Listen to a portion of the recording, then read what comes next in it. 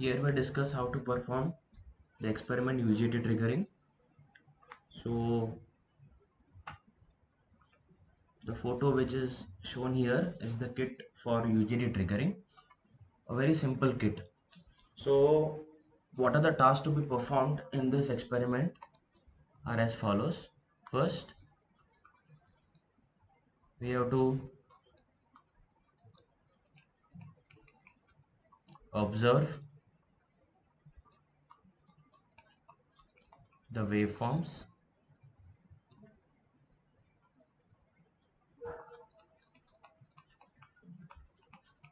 relevant to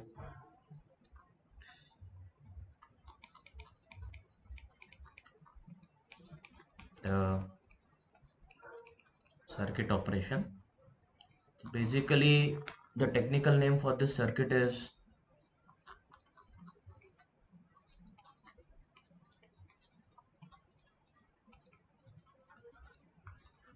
line synchronized UJT triggering circuit, and here the UJT, that is unijunction transistor, is used as a relaxation oscillator.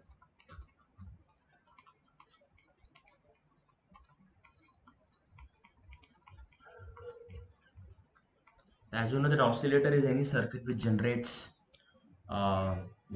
signals um, in a periodic fashion, that is in a repeated fashion.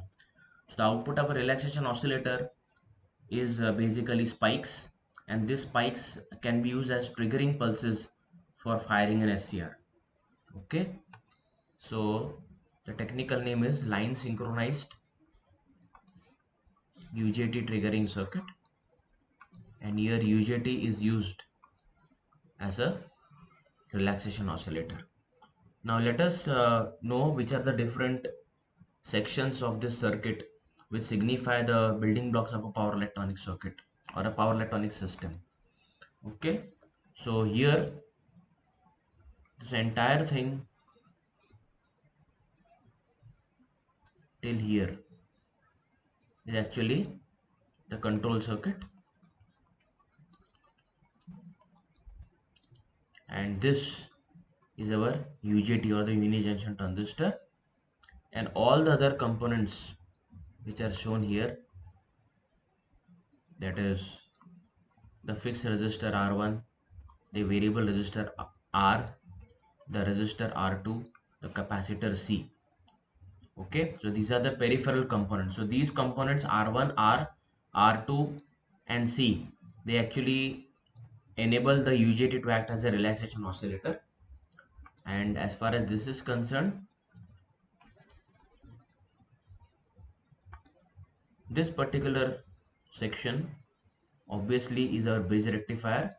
The bridge rectifier is being operated from a single phase 50 Hz AC source. So this particular bridge rectifier, which is driven by a single phase AC source, is responsible for synchronizing the output of the UJT triggering circuit with the 50 Hz system. Why?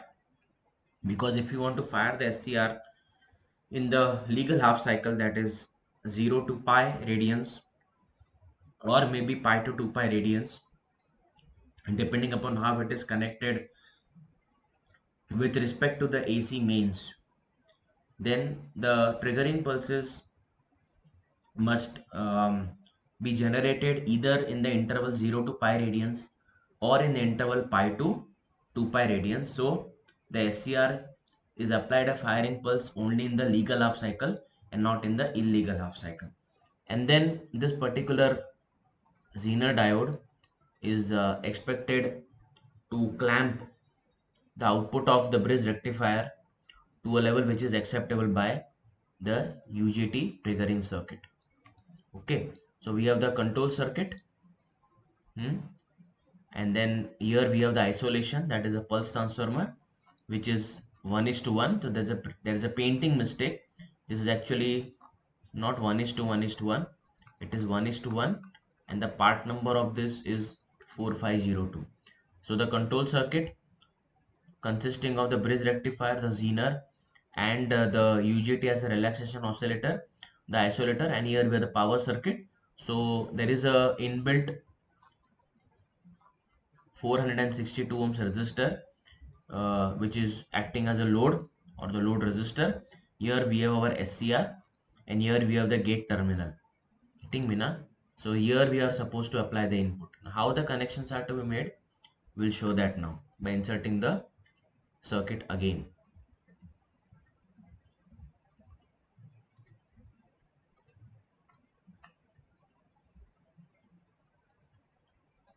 Sorry, the wrong one has come.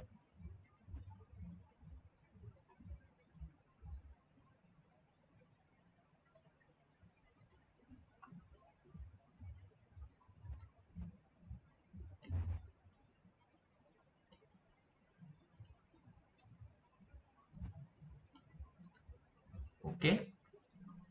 So the first connection which you have to make is between the secondary of the pulse transformer and the gate of the SCR. So first connection. The second connection which you have to make is between the output of bridge rectifier and the power circuit. Okay. So how does it operate now? Okay. So at this point we have at this point first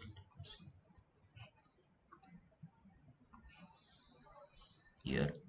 So we have the pulsating DC waveform here at output of bridge rectifier at 0, pi, 2 pi and 3 pi, right? So pulsating DC is applied here. So at this point also we have waveform going like this, the input. At the zener we have clamping. So the waveforms which are seen here are the pulsating DC will be clamped. How? Like this. Okay. So you have clamped kind of a waveform here.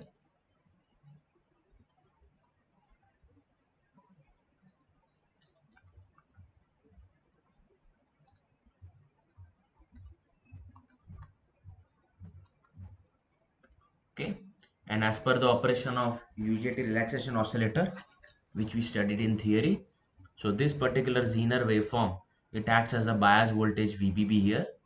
So this waveform, it acts as plus VBB, the bias voltage for UJT relaxation oscillator, and here at this point what we have is the spikes.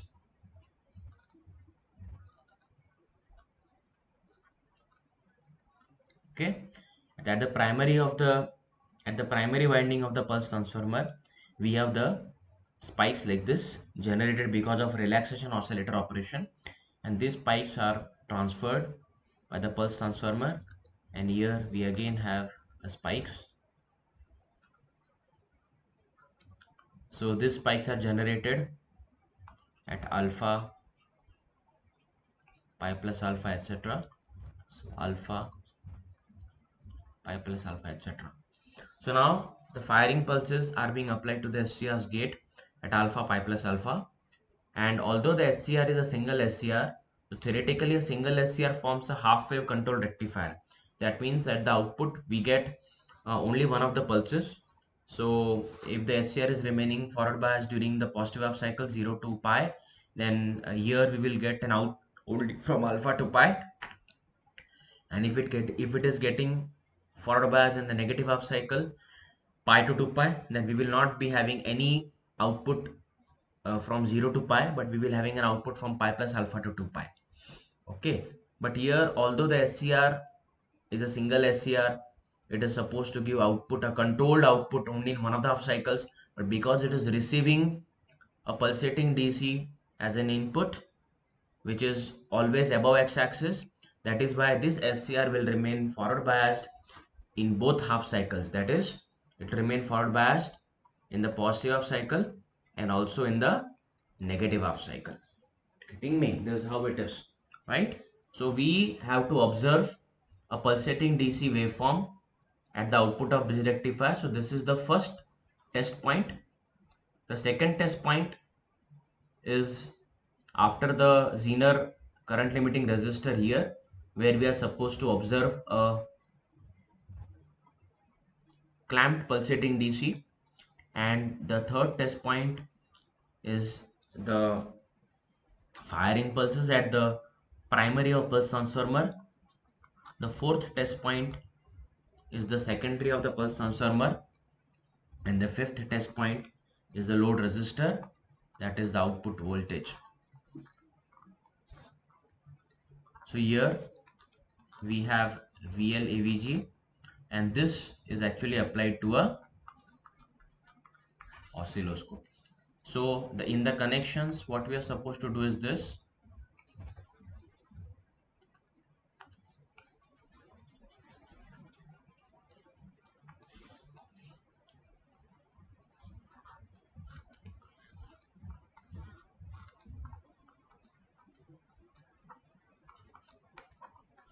Load voltage, it also goes to CRO. So CRO will help us observe the firing angle alpha. This DC voltmeter will help me measure VLAVG. Okay, so what are the steps here? First, connect the output of bridge rectifier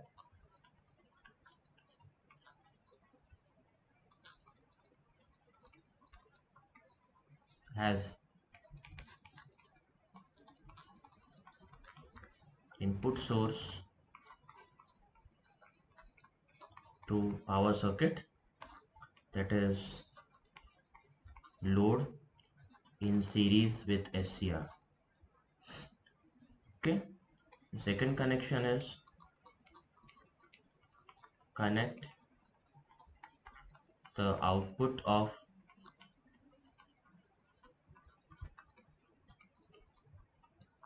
pulse transformer secondary to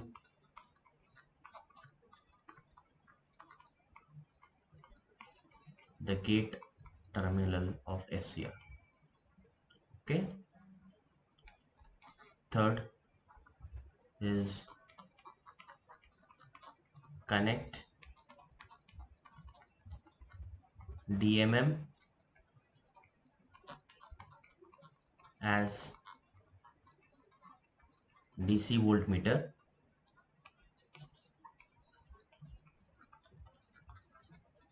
to measure VLAVG. Fourth, connect a CRO across the load, that is the 462 ohms,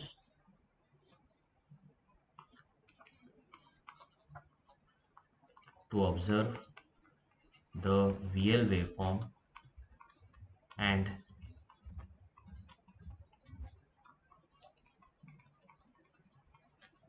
measure firing angle alpha. Okay, and fifth, observe the waveforms at test points 1, 2, 3 and 4. At test points 1, 2, 3 and 4. So 1 is pulsating DC, 2 is the Zener's output clamped pulsating DC, third is the firing pulse. Okay, I missed one thing. Third is the capacitor waveform.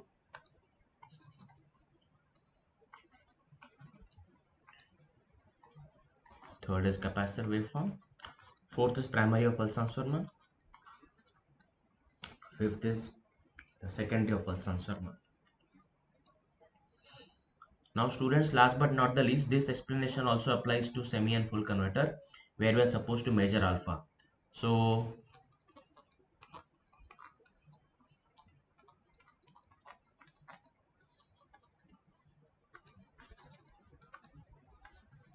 for measuring alpha, the first thing you have to do is that set the time per division setting to 5 milliseconds per division. Okay, fine. I'm not going to discuss this because in the video made by NB Patil sir and Gangadhar sir, they actually given a live demonstration on the CRO screen, so you can refer to that. So this was all about UJT triggering, and yeah, in the OBS table, supposed to do is this.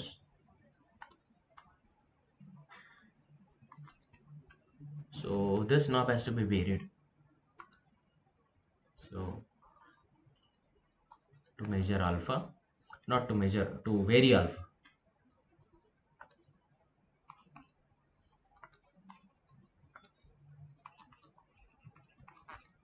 Vary firing angle alpha by rotating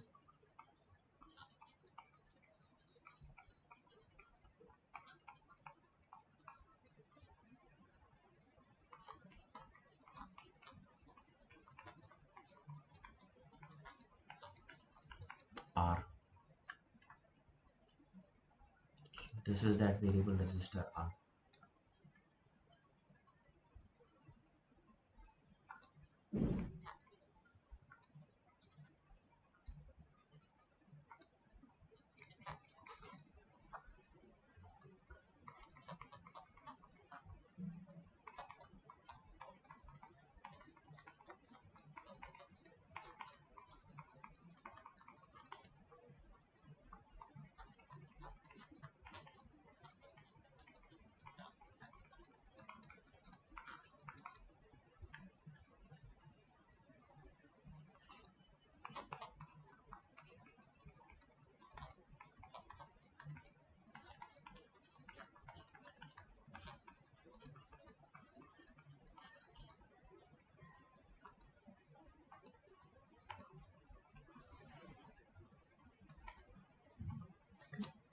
Thank you.